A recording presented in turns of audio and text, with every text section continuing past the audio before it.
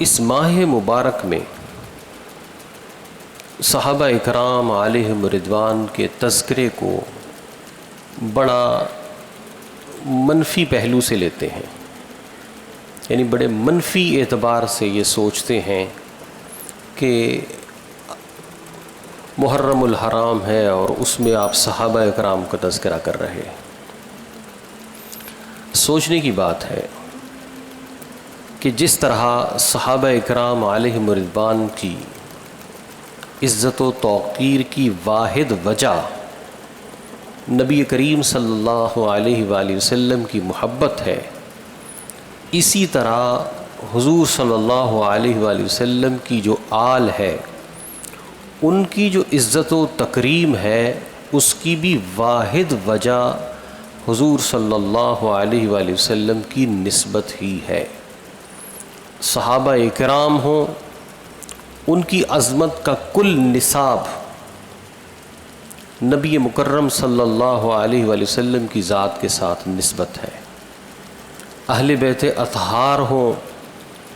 ان تمام کی محبت و عظمت کا پورا نصاب کیا ہے؟ حضور صلی اللہ علیہ وسلم سے محبت، اس کے علاوہ تو کچھ بھی نہیں۔ جب دونوں مقدس ہستیاں ایک ہی نسبت سے بندھی ہوئی ہیں اور دونوں کی عظمت ایک ہی نسبت کی بدولت ہے، تو اس میں پھر تفریق کرنا اس طرح سے کہ ان کا ذکر کرنا ان دنوں میں اور ان کا ذکر کرنا ان دنوں میں صحیح نہیں ہے۔ تو یہ جو کہتا ہے کہ ان دنوں میں ذکر اصحاب رسول صحیح نہیں ہے، حقیقت یہ ہے کہ اس شخص کی اپنی سوچ اور فکر صحیح نہیں ہے کہ عظمت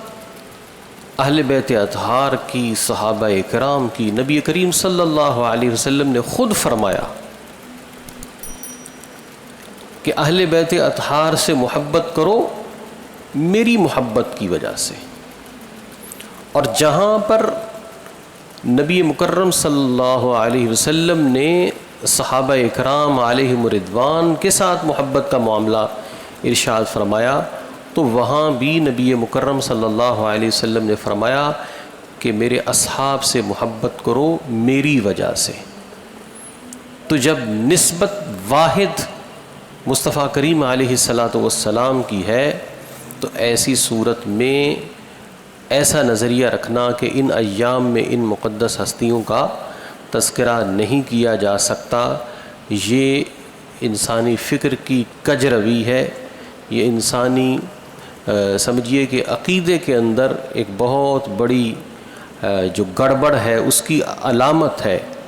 کہ صحابہ اکرام علیہم رضوان کے عقیدے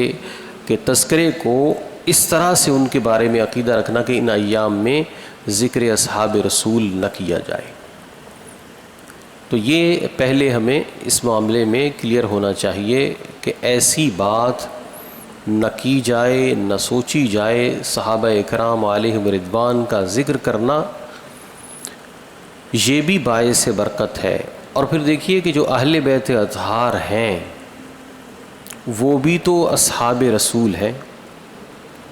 حضرت امام حسن، حضرت امام حسین رسول اللہ کے نواسے بھی ہیں اور صحابی بھی ہیں، یعنی جو بھی شرف و کمال ہے وہ حضور علیہ السلام کی نسبت کی وجہ سے ہے۔ تو جہاں پر عظمت کی وجہ ایک ہو